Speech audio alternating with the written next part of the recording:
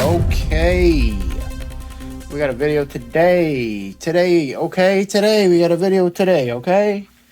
I just sneezed like 47 times. It's a great time for a video.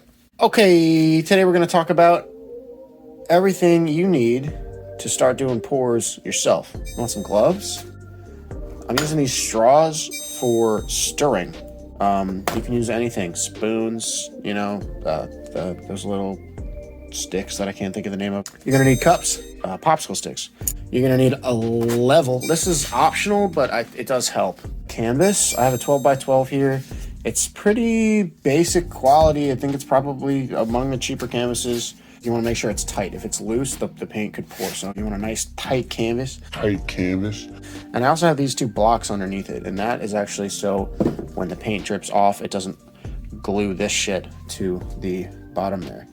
You're gonna need some paint, and then you're also gonna need some medium. I've been using this stuff forever, this Liquitex pouring medium. This is iridescent stuff. I have some plain stuff too. This is just big old bucket of pouring medium. It's literally called pouring medium for doing pours, and you stay pour when you do pours because that's all you do. You just keep pouring and pouring and pouring and pouring and pouring and pouring and pouring and pouring and pouring. So, first things first, get those gloves on. Well, you don't need to put the gloves on yet, actually. Never put the gloves on. But the level, you wanna get it on your canvas, and you know it can be like level enough. You know, it doesn't have to be perfect, but it might run.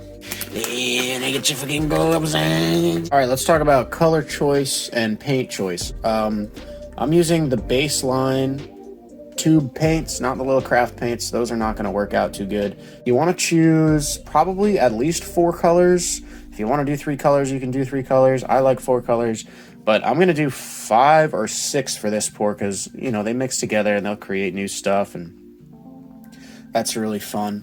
You want to pick colors that are in, like a couple that are in a similar family. Like I'm going to do this.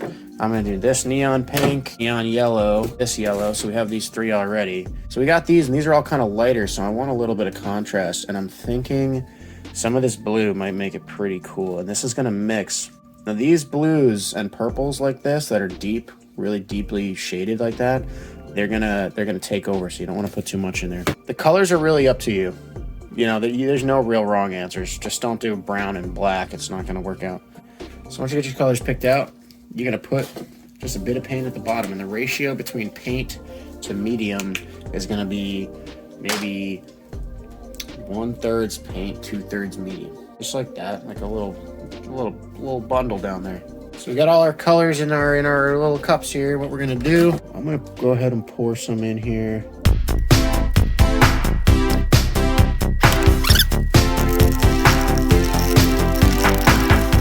So with this, consistency is key. This is basically like turned into slime.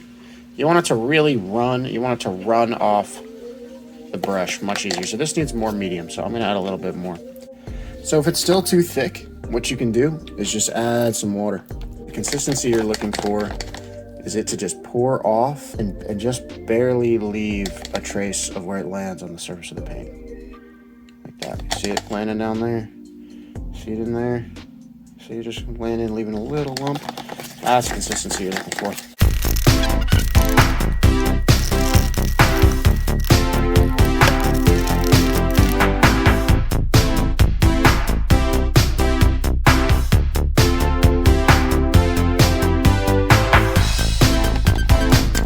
Okay, for my arm, if your arm doesn't hurt, you didn't stir it enough. So at this point, you got all your paint mixed up.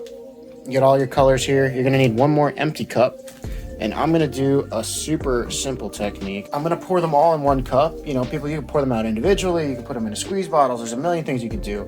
There's also other things you can add. There's silicone oil. There's all kinds of little oils and other things that'll do different stuff. But I'm gonna do super simple. We're gonna do it one at a time. We're pouring the colors in the cup. The first thing you pour in the cup is the last thing that's gonna come out. And the last thing that comes out of the cup is generally what you're gonna end up seeing. So I want this to be kind of pink banging. So you kind of pour it like a beer. And we're just doing a little dribble like that, like a little base.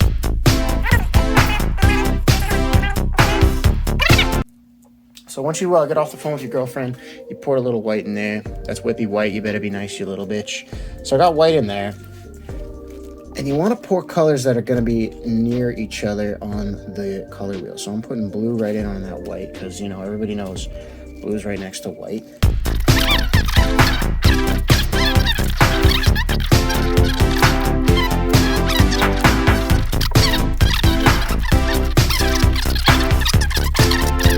So we're here for the money shot.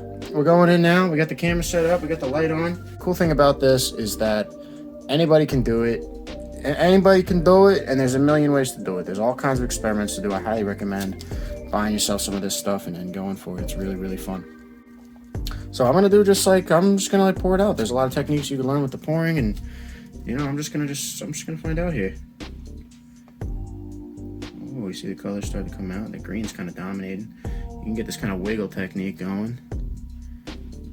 You can get these stripy guys coming through, and if you turn the cup, you start getting different colors coming out. The more you jiggle your hand, the more different shit happens. And you come through, you can cut patterns apart, do different shit.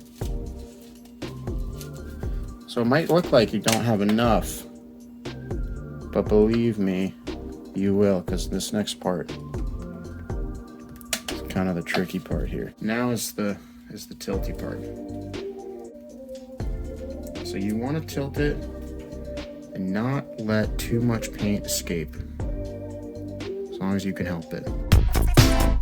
So at this point, you're going to be wanting to tilt it around here, and you know, don't be afraid to you know, shake it around. It's going to be, you know, keep tilting it so you can cover all your corners.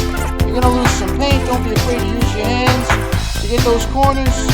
Don't be afraid to touch the paint. Don't be afraid to put some of that paint on your back and your back of your legs.